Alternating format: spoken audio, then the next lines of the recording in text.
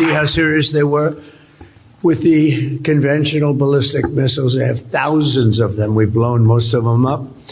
You notice every week it gets a little less at us and at our allies. We've had some very good allies over there. We've had some very bad allies in NATO. I hope you're all watching that, Scott, because we had some asks.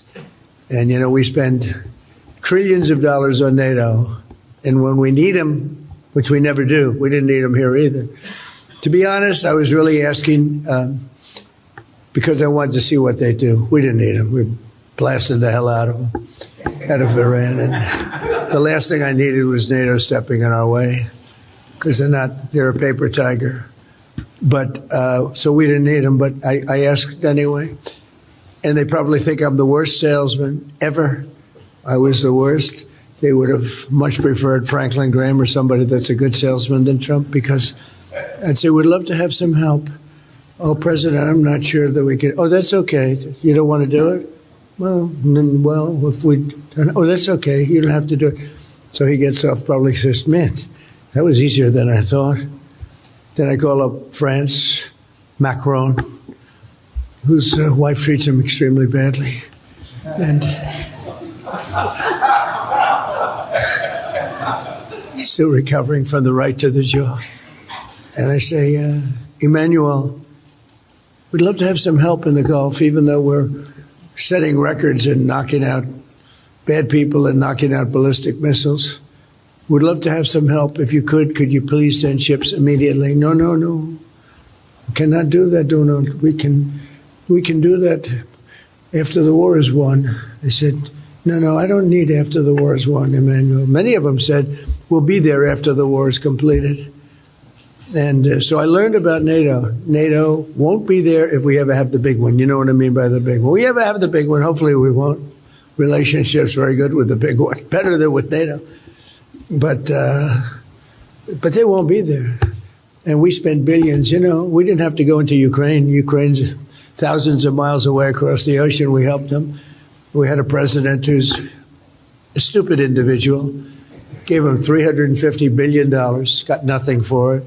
Gave him so much money, used so much ammunition. We're making ammunition all over the place because we need it, because he gave so much away to Ukraine. Got nothing for it.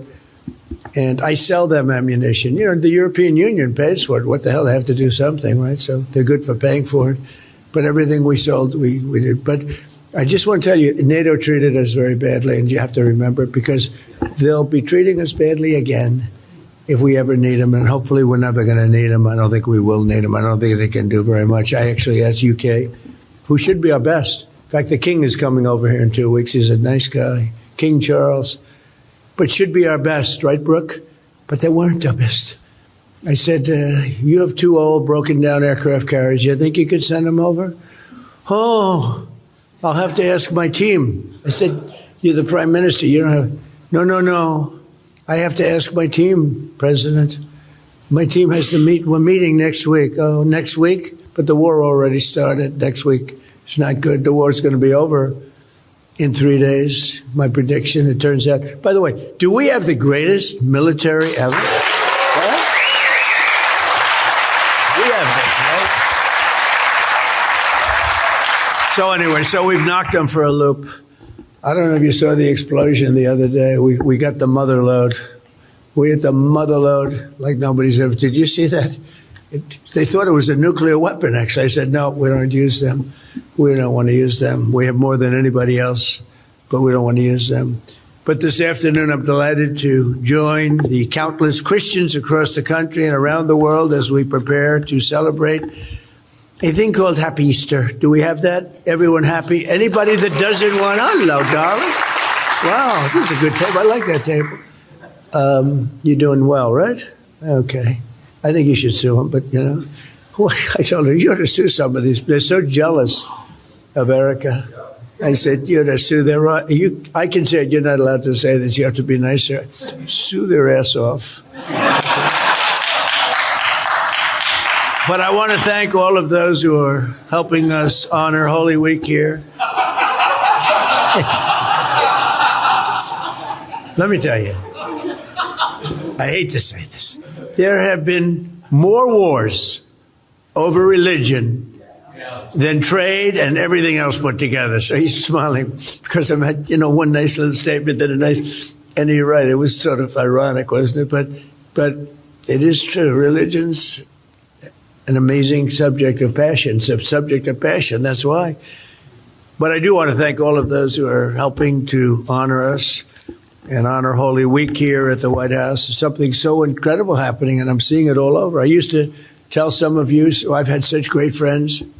Ralph knocked on 10 million doors. 10 million, right? 10 million. And knowing Ralph, I thought maybe he was exaggerating a little bit, and I had it checked out. I think it might have been more. You did a hell of a job. And with Charlie, right? What a team. That was an army. You, Charlie, the whole group, unbelievable. Now we got to do it for the midterms. Hate to tell you, otherwise they're going to take it all away. They're going to take the Johnson Act. They'll put it right back on your shoulders. So we got to do it again. But the White House, including Vice President J.D. Vance, I think J.D. is J.D. here? Where's J.D.? J.D. He's lost weight. He got a little thinner, and I'm looking for a heavy set gentleman, and now I find a perfect looking specimen. He's doing a great job, and he's working on the deal, right? How's that moving? Is it okay? The big deal? You see it happening? We're going to brief you too. So if it doesn't happen, I'm blaming J.D. Vance. If it does happen, I'm taking full credit. No, I think it'll be, I think it has to happen. I think they're desperate. Attorney General Pam, my friend, Pam Bondi. Hi, Pam. And we just left the Supreme Court. I didn't realize it's the first time in history that a president went to the Supreme Court. I was really surprised to hear that. And Supreme Court's not been acting very well, actually. It was today on birthright citizenship. How did it finish up? Who knows, right? That's the problem. You never know.